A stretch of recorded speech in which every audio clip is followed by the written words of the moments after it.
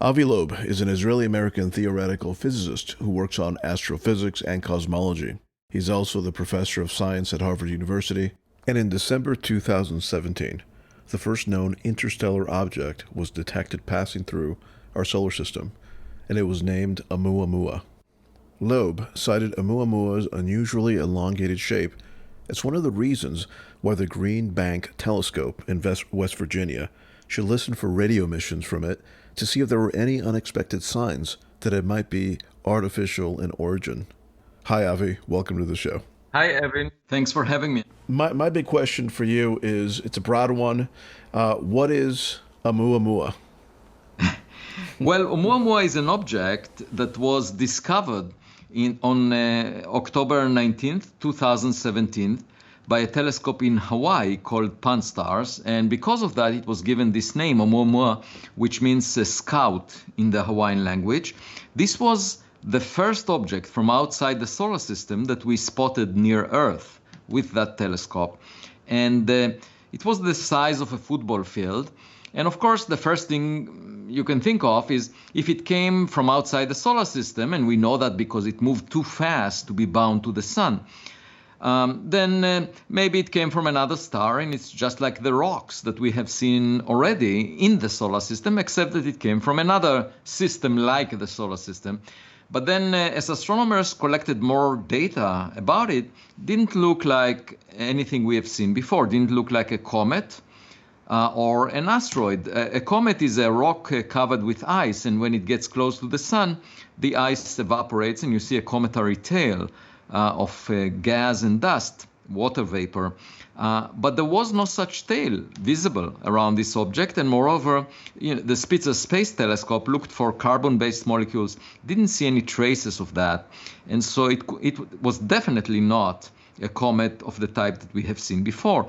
And then as it was tumbling every 8 hours, the amount of sunlight that was reflected from it changed by a factor of 10.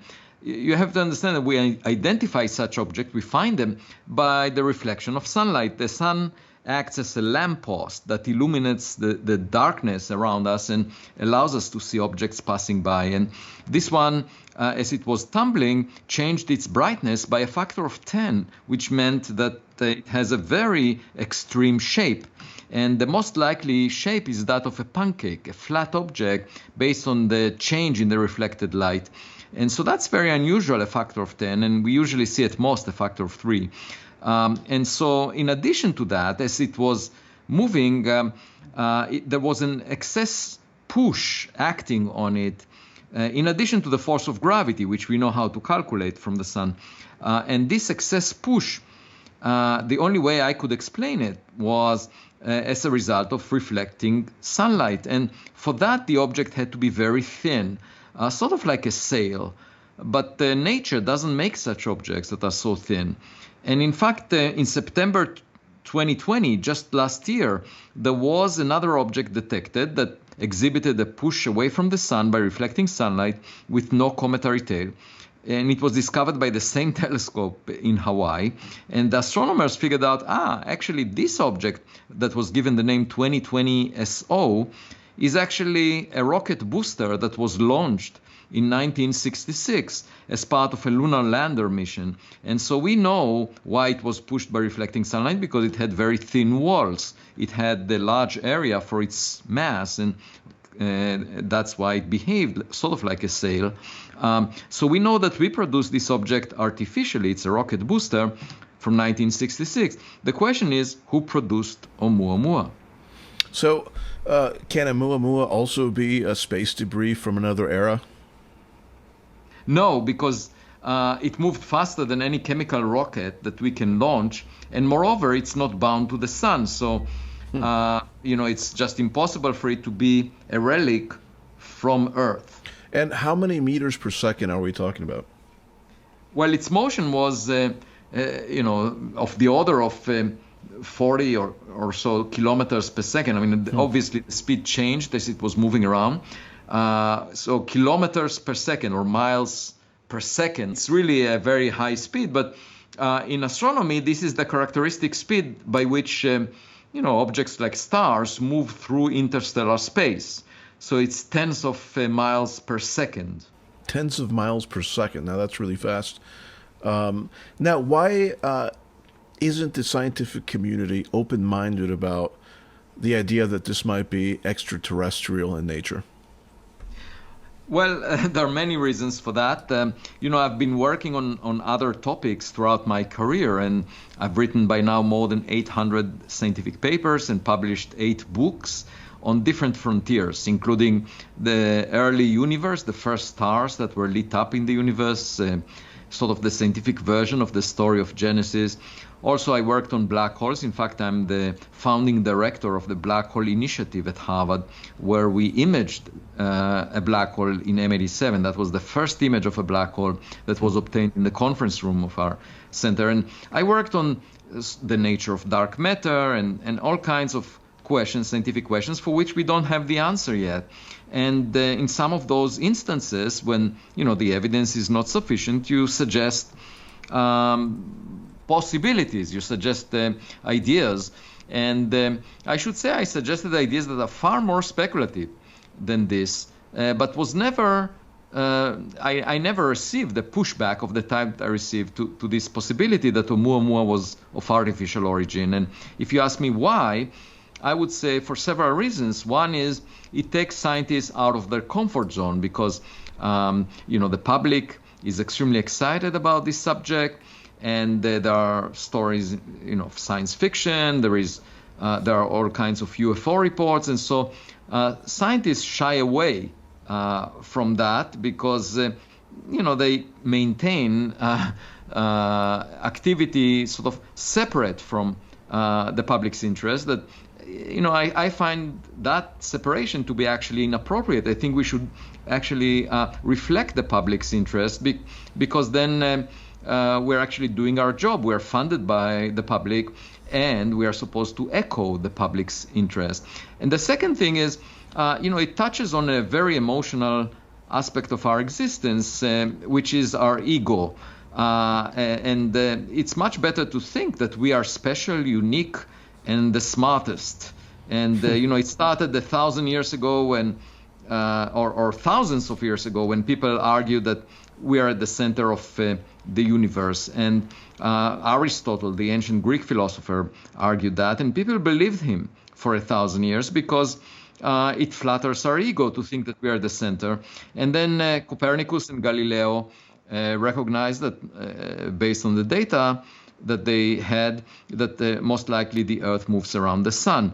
And philosophers basically refused to look through Galileo's telescope and put him in house arrest. But that didn't change the fact that we are not at the center and we move around the sun. And, when my daughters were young, they tended to think that they are the smartest. And when we took them to the kindergarten, that was a psychological shock for them to see other kids that might be smarter than they are. And so, for our civilization to mature, we need to meet others. But if we keep our windows closed and the curtains closed, we can argue that we are the smartest. We can argue that we don't have neighbors. And we can argue that we need extraordinary evidence before we even need to discuss this subject, which is pretty much what my colleagues are doing. They're saying, give me extraordinary evidence. Otherwise, I will not be, I would ridicule this possibility. Of course, we can do that. But and it's a self-fulfilling prophecy, because if you're not looking through the window, if you're not investing funds in the search at the level of the funds that are being used to search for dark matter, for example, hundreds of millions of dollars. If you don't do that, then you will not find extraordinary evidence. It's pretty much very comfortable to sit in a position where you say, the evidence is not sufficient, but I don't want to invest any funds in that direction. And that's pretty much what happens. And in this way, we can maintain the illusion that we are the smartest, that we are really special, unique, and privileged, which is a comfortable, position to be in. And there is a risk in taking a different position, of course. And most people in academia prefer to, not take risks, rather improve their image so that they can get honors and awards. And that pretty much dictates the culture in academia right now, which I would say is actually less risk-taking than the private sector, which is surprising. You see companies that are willing to consider blue sky ideas much more than you see the same thing in academia, which is supposed to be blue sky. The tenure system in academia is supposed to give you job security, so you can take risks. And that's pretty much what I'm doing. Well, that's very good. Avi, now, what do you think about this newly released Pentagon footage that seemingly shows what are called UAPs, or unidentified aerial phenomenon? As a physicist, as a cosmologist, as an astrophysicist, what does your brain see when it sees this footage? Is it yay, it's some sort of extraterrestrial device, or nay, it's a human and probably military? Yeah, the most important statement in the report is that some of the objects are real because they were detected by multiple instruments, radar systems, infrared sensors, optical cameras, and multiple people seeing the same thing, doing the same thing. And that's an extremely important statement. It's not a smudge on the camera. It's not a malfunction of one single instrument. It's not illusions by some pilot. And so if you accept that, and if you also recognize that, the intelligence agencies would have known if it belongs to the Russians or the Chinese, because it would have reflected some technologies that we are familiar with, then the fact that they come out with this report that says we don't know the nature of these objects and some of them are real is quite significant, because at this point what I would say is that it's intriguing enough for the subject to move away from the talking points of politicians and national security advisors and military personnel into the realm of science. And you don't expect a plumber to bake you cakes, right? So you don't expect officials in Washington, D.C., politicians, to explain to you what you see in the sky. That's the job of scientists. And these people were not trained as scientists. So I'm currently raising funds from the private sector to initiate scientific research into this question so that we can address the nature of these objects, because the public cares about it.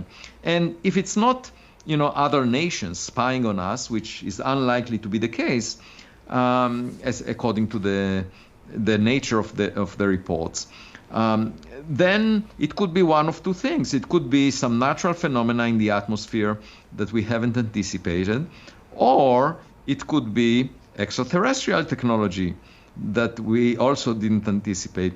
And either way, we will learn something new. So it's exciting.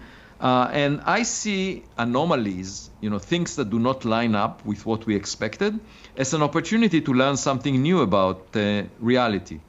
Many of my colleagues see it as a threat because they prefer to believe that we already know everything. And my view is pretty much that of a kid. Kids learn about the world. They don't have a prejudice. They just experiment, try to find more about every object. And that's why they get bruised sometimes. They make mistakes. But it's part of the learning experience. And I pretty much maintain my childhood curiosity. That's the privilege of being a scientist, is that you don't need to pretend that you know the answers. You are not a politician as a scientist. You're not supposed to pretend to portray an image as if you know everything, as if you are superior, that you know more than the public knows. That's not really the purpose of science. The purpose of science is, to collect evidence, and let's figure out what things are, and if we make mistakes, if we think something is behaving that way, but it turns out to be different, so be it. But let's get more evidence so we can clear up the fog.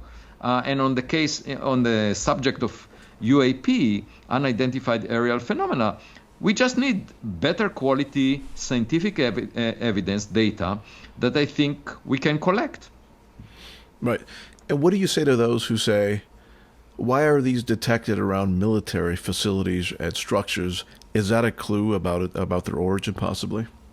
No, I would say it's also possible that we have more patrols in those regions. So it's not at all clear to me whether that's just a selection effect. And one way to find out is to put a telescope on a deserted island and monitor the sky there. That's a good point.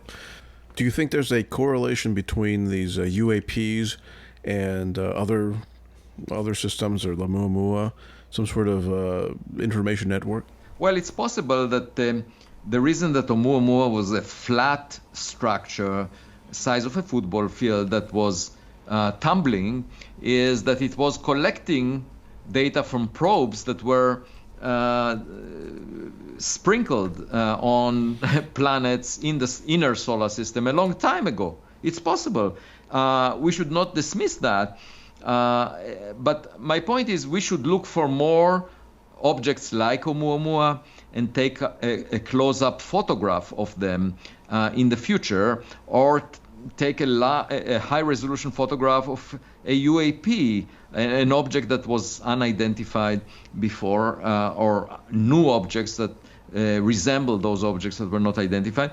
And once we have a high-resolution image, like a megapixel image, we could resolve the label on the object and see whether it says made in a country so-and-so on Earth or made on planet X. That will tell us the origin of this. And we can get such an image. It's just a matter of, using telescopes for that purpose. Now tell me about your latest book called Extraterrestrial. What inspired you to write it? And tell me more about it. Yeah, so what inspired me originally was Oumuamua, and I tell the story of Oumuamua in the book, which together with my proposal that it may have been an artificial object, and also the response of the scientific community to that, intertwined with my personal history, which affected the way I behaved under these circumstances. I've been serving for 9 years as the chair of the astronomy department at Harvard while this was happening. Moreover, I would say one thing, that this book, of course, got the attention of the public and the media. I had about 1,000 interviews about it over the past 6 months, which is basically back-to-back every day from 8 a.m. till 7 p.m. for 6 months. And that was possible only because of the pandemic. The book became bestseller in many countries, including the New York Times and here in the U.S., and was translated to 25 languages worldwide, 28 editions so far. It's only half a year after it came out. And then, there were about 25 filmmakers and producers that contacted me about using the book for a script. And I should say that, I wouldn't write the book if we had an image of Oumuamua that could tell us whether it's an artificial object or a rock. So they say usually a picture is worth 1,000 words. In my case, a picture is worth 66,000 words, the number of words in my book. After Oumuamua left the solar system, how long were we able to track it for? Yeah, so it was visible to us. You have to understand that it gets faint. It gets fainter and fainter as it moves away from the sun, inversely with the distance to the fourth power, which makes it practically invisible. Beyond a few months after it was detected, it was already moving away from us. So, and now it's 1,000,000 times fainter than it was close to the sun. So we can't see it. And we cannot chase it because it moves faster than our chemical rockets. But what we need to do is search for more of the same. And there is a telescope that would survey the sky in a couple of years called the Vera Rubin Observatory in Chile. And it will have much greater sensitivity than Pan-STARRS, the telescope in Hawaii that detected Oumuamua. So potentially it could discover an object like it every month, potentially, and just because it's much more sensitive. And my point is, if we find another weird object that doesn't behave like a comet or an asteroid, that is getting pushed by reflecting sunlight, then we might as well, and we see it a year before it approaches us on its way towards us, we could send a spacecraft that will intersect its trajectory and take a close-up photograph of it, just like the OSIRIS-REx mission. Yeah. A close-up photo of the asteroid Bennu and actually landed on it and brought a sample that it will deliver to Earth in 2023. In much the same way, if we land on an artificial object, we could potentially import the technology to Earth. And if it represents our future, like something that it would take us 1,000 years or 1,000,000 years to develop ourselves, I'm sure there will be a lot of entrepreneurs in Silicon Valley that will change their focus to this technology. If Oumuamua is what you think it is, primarily an extraterrestrial device that probably belongs to some sort of mothership, is this kind of, for lack of a better word, interstellar cross-pollination, has it been happening for hundreds, thousands, or millions of years? Oh yeah, because Oumuamua itself, at the speed that it was moving, would take 10,000 years to cross the entire solar system. So obviously, we were not interesting 10,000 years ago. Just think where we were back then. We were almost indistinguishable from animals. Right. But on the other hand, there was this habitable planet close to the sun, the Earth, that had a lot of greenery. From a distance, you could tell that it can harbor. It probably harbors life, and there are many planets like it in the solar system, in the Milky Way galaxy, tens of billions of them, based on the fact that we now realize that a quarter to half of all the sun-like stars have a planet the size of the Earth, roughly at the same separation. So you could imagine, most of the stars formed billions of years before the sun. And you can imagine if a civilization like ours existed, let's say 1 billion years ago, then they decided to send out probes that are equipped with artificial intelligence and 3D printers that can replicate themselves once they land on a planet.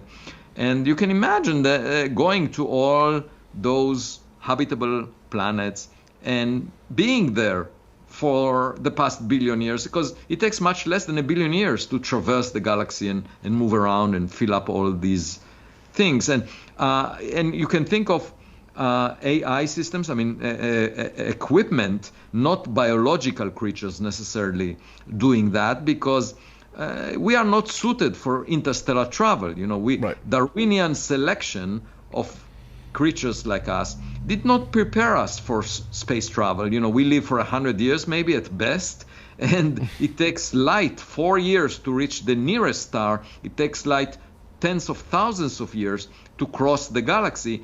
And there are very hazardous conditions out there in space. You are exposed to cosmic rays, and most of us would not survive 1 year out there. And so my point is, we're not suited for space travel, but equipment is. And you can imagine equipment that will travel for 1 billion years. If it has intelligence, like artificial intelligence systems have, then that equipment will make its own decisions autonomously. It doesn't need to communicate with us. You can think of AI systems as babies, that you can create, and then they will have their own life. So you can give them your blueprint of, guiding principles and guidance as to how they should, what should be the principles by which they are guided, and just send them to the world and let them adapt to circumstances, let them make their own decisions. Machine learning and so forth can allow them to do that, just like humans. You raise them and then you send them into reality, and that may have happened already. So when the sun hits this paper-like structure, the sun's photons push the sail and kind of push this whole thing forward. Is that how it works? Yeah, it's just like you can imagine playing tennis, and when the ball hits your racket, it gives it a push, right? So okay. In much the same way, when a photon, which is a particle of light, hits the surface of this sail, it gives it a push as it bounces back. But as I said before, it doesn't need to be a sail. It just needs to be a thin object, a thin structure. It could be used for communication, just to collect data. Yeah. It almost seems like this paper-like structure that's using photons to sail around the solar system would also need a form of navigation or path planning. And you could imagine it almost using some sort of accelerometer a gyroscope to kind of keep track of where it's going and where it wants to go. Yeah, that's right. The key here is, it's a fishing expedition and we don't know what kind of fish we will find. And I think the key is to be open-minded and just use evidence to guide us. And that's the key, getting more data. And the worst we can do is to say business as usual. Forget about it. Right. It's funny. I don't know if you know Seth Shostak at the SETI Center. Yeah, I interviewed him and we were talking about it'd be a really great idea for us to send probes up to Mars and send 3D printers and have the 3D printers create structures like self-sustaining structures and things like that. And he poo-pooed the whole idea. He's like, why would we do that? We would never. And it kind of reminds me of what you said earlier in academia, where there's kind of like this closed-minded view of a lot of this kind of stuff. Yeah, well, unfortunately, the reason I seek intelligence from space is I don't find it often here on Earth. And if another civilization were to look at us, we are wasting a lot of resources and fighting each other, trying to feel superior relative to each other. And I define intelligence as a culture that adopts the principles of science, which are cooperation and sharing of evidence-based knowledge.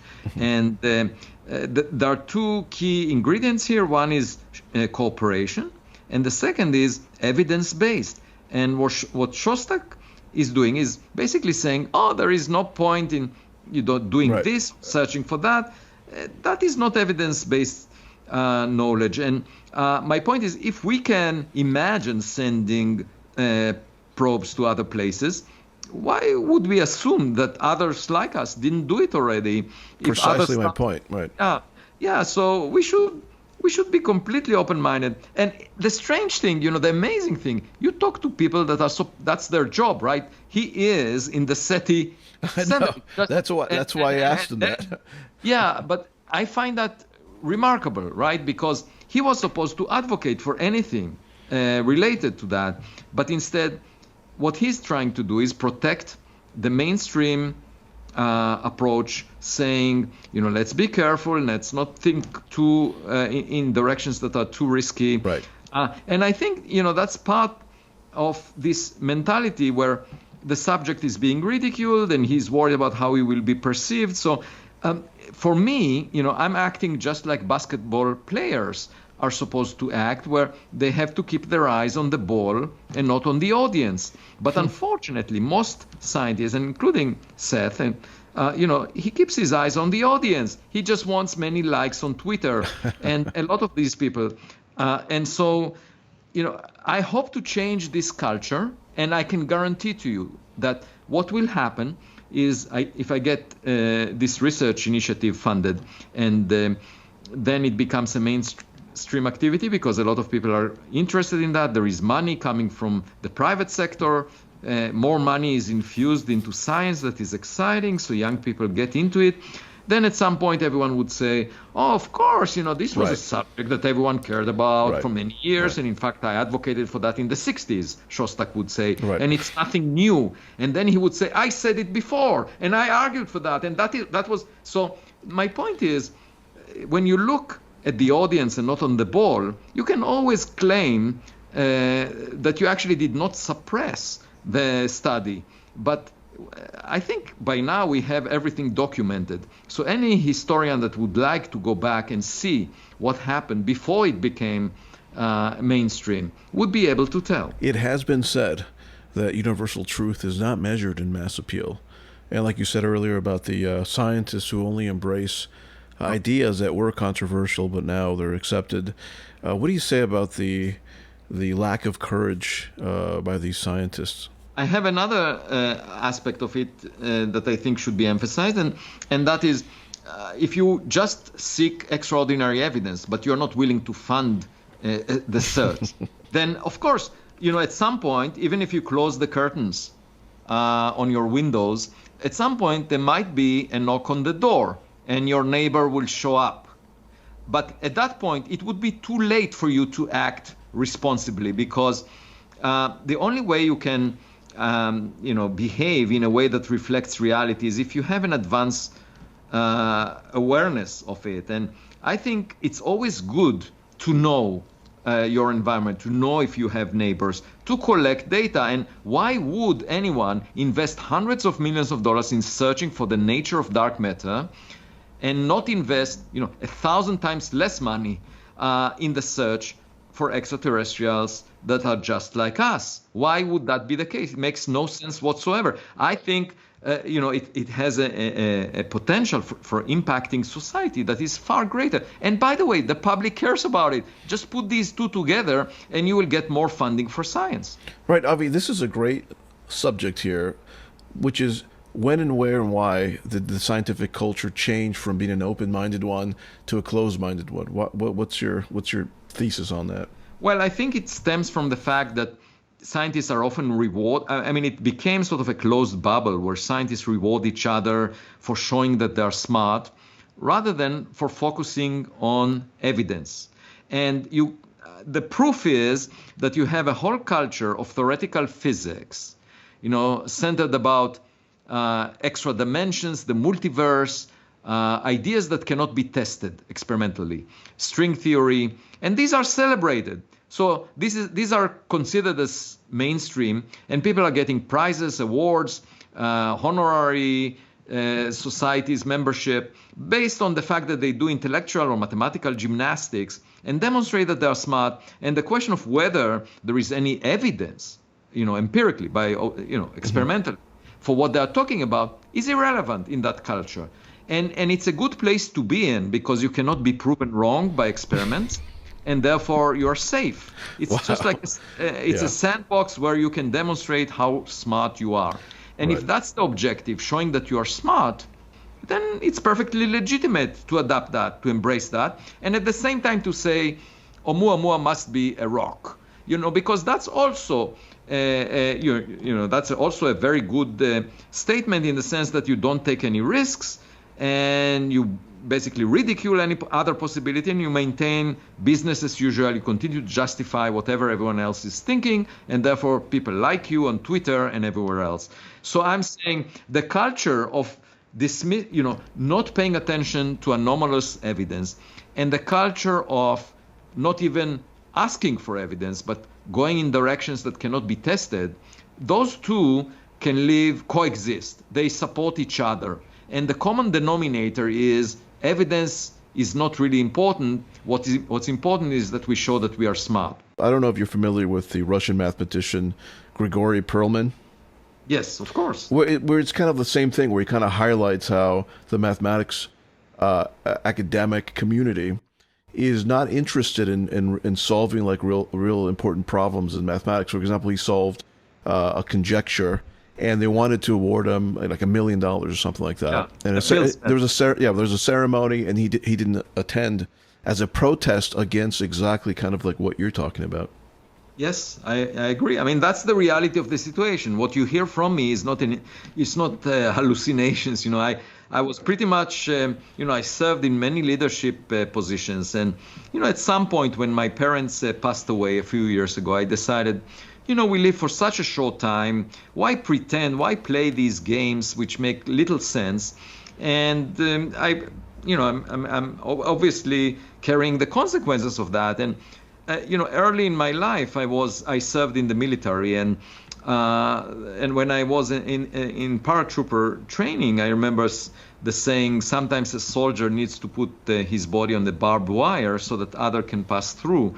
And that's pretty much what is happening to me, because I get, a lot of, I feel the pain from people attacking me personally just because I express a different view. It's just like in the kindergarten that there is a kid that looks different, and then everyone else is bullying or ridiculing that kid. I think it should have been exactly the other way around. The science community should have celebrated a situation where there is something anomalous. People should have been excited and should have said, wow, there is something that we didn't expect. Let's collect more data. Let's find out what this thing is. That's part of the excitement of exploring the world. Instead of saying, forget about it, it doesn't, it must be a rock, and ridiculing anyone suggesting something else. I find that really strange. It is strange. When I do read articles of Oumuamua, the depiction or the illustration is always a rock, which I found interesting. Yeah, I mean, it's not just that, but then some people took seriously the anomalies, and they came up with explanations that are natural in origin, that the rest of the community said, yes, it must be that. But all of these suggestions invoked something that we've never seen before, like a hydrogen iceberg, or a nitrogen iceberg, or a dust bunny, a collection of dust particles that are loosely bound. We've never seen anything like it. There are issues with each and every of these explanations, and I wrote papers on why these explanations cannot work. But irrespective, I say, if it's something that we've never seen before, let's collect more data. Let's find more evidence. But instead, what you find is, first of all, there was a review paper in Nature written by a lot of people that worked on rocks in the solar system, basically saying, it must be natural. There is nothing to worry about. Business as usual. That's it. So they said that. And then you see a group of scientists saying, oh, no, actually, maybe it's a hydrogen iceberg, something we've never seen before, and therefore quite interesting. So, and then you see another group saying, oh, maybe it's a nitrogen iceberg. Then you see a third group saying, maybe it's a collection of dust particles 100 times less dense than air. And I say to myself, if it was obvious to the original team that it must be natural, how come those other scientists, why did they have to write papers that took them months to write, trying to explain the anomaly this way or another way, that in the form of something we've never seen before? So this doesn't hold water. It's not consistent to, on the one hand, claim it must be a rock and natural and nothing special about it, and at the same time other scientists saying, no, it must be something exotic, still natural. That it doesn't make sense. It reminds me of when, in the 1930s, there was a group of scientists, 100 scientists, that decided to write a book against Einstein's theory of relativity. And it was titled 100 Scientists Against Relativity or something like that. And Einstein was asked about it, and he said, if there is something wrong with my theory, it's sufficient to have one scientist explain it. Right. Why do you need it goes back to the whole popularity thing. If you have 100 scientists, then it must be true. Yeah, and it's not about that. It's about evidence. Science is about evidence, and not about, because in the days of Galileo, everyone agreed that the sun moves around the earth. You look at the sky, you see the sun moving. What else could be more obvious? Obviously the sun moves around the earth. And that's true also when you are sitting in a train. You see everything moving past you, and you say, okay, I'm not moving, everything is moving past me. That's a natural thing to think. But the reality is, we see the sun moving because we are moving. And that is something that took a while for people to recognize. And, the fact that the majority voted in favor of us being at the center of the universe, it would mean that if there was social media back then Galileo would have been cancelled. Not only put in house arrest, but people would cancel Galileo, say, forget about, ridicule him, and say that's really ridiculous. How can he dare to claim that we are not at the center of the world? We know it since Aristotle, for 1,000 years. How dare he say that? And so popularity has nothing to do with the reality we live in. We now know we sent satellites, we sent spacecraft. We can see the Earth, we can see the sun, and we see that the Earth moves around the sun. It's obvious, there is no dispute about it now. But just think what people thought thousands of years ago, and to them it was obvious exactly the reverse. So then you ask yourself, is science based on popularity? Is reality really reflecting what most people think? No, obviously not. If you don't look through the windows, you will think that you don't have neighbors. Right. And Albert Einstein can't be spared from thinking about spooky action at a distance, which was quantum entanglement. Yeah, no, I mean, in the last decade of his career, he made 3 wrong statements, 3 mistakes. One was that black holes don't exist. The other one, that gravitational waves do not exist. And the third one was that quantum mechanics doesn't have what he called spooky action at a distance. And he was wrong on all 3, which is to show that, if you're dealing with reality, if you're making statements about something that can be tested experimentally, you might be wrong. That's part of the learning experience. But the way to avoid that, of course, is not to make statements that can be tested. But as far as I'm concerned, that's very similar to what Bernie Madoff thought. You know, Bernie Madoff told people, just give me your money and I will make more of it irrespective of what the stock market does. And that was a beautiful thought. It was so beautiful that people gave him their money. They were happy to give him their money. He was happy that they gave him the money. Everyone was happy. So if you were to ask at that point, what is the popular idea? You would say Bernie Madoff's idea is popular because it makes the people happy, the people that gave him the money happy, and it makes him happy. Everyone is happy.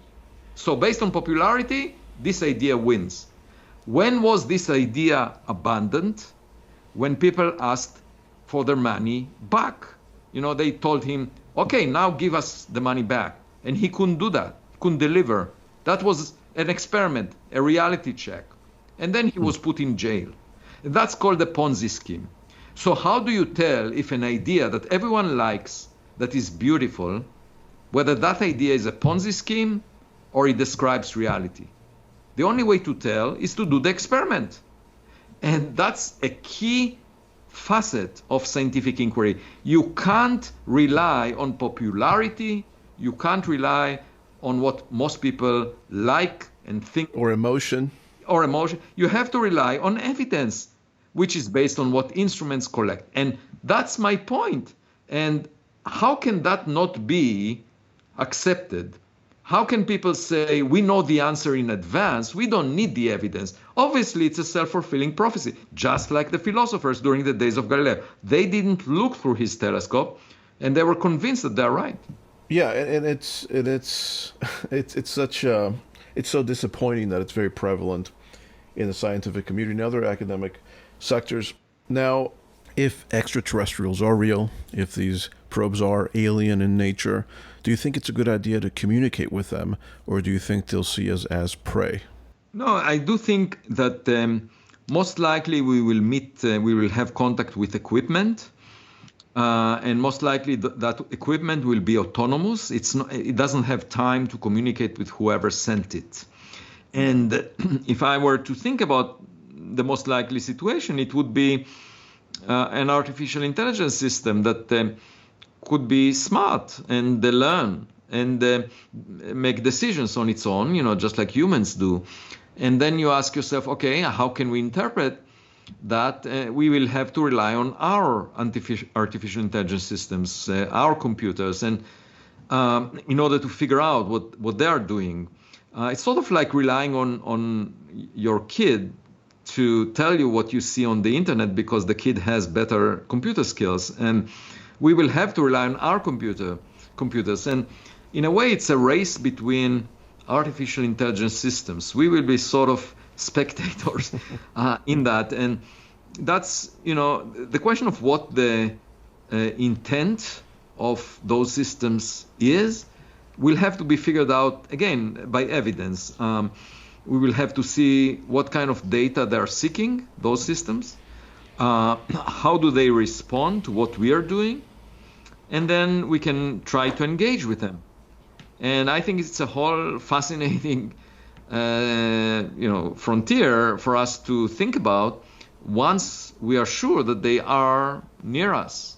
And for that to happen, we need to collect more evidence about the UAP, about objects like Oumuamua. And that's what I plan to do. And hopefully we could all get smarter about evidence and not emotion and popularity contests to kind of be able to really take this information in and benefit humanity.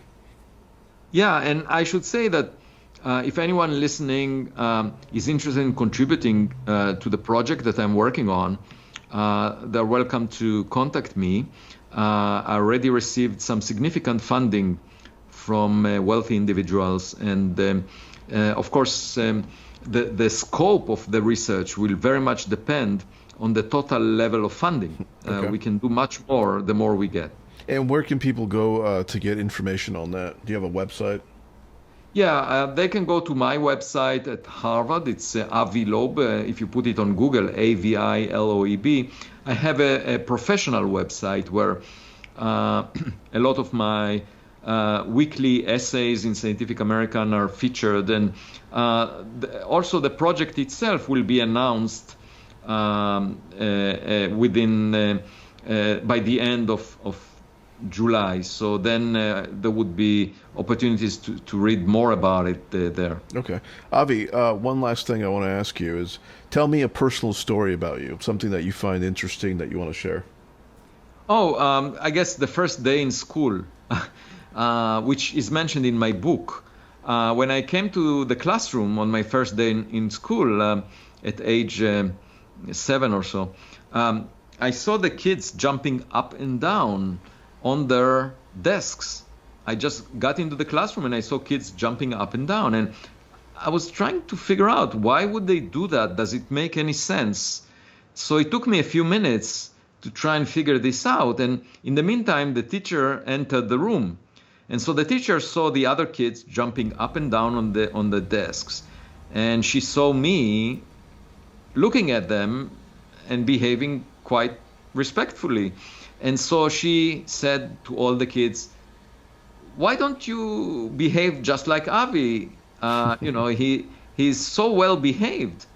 And I thought to myself, I wanted to correct her. I wanted to tell her, I'm not well behaved. I'm just trying to figure out if it makes sense to jump up and down on the desk. That's all. And that pretty much reflects my career in science. I'm not a true scientist. Yeah, I'm not doing what others are doing just because they're doing it, just so that I can be liked by them.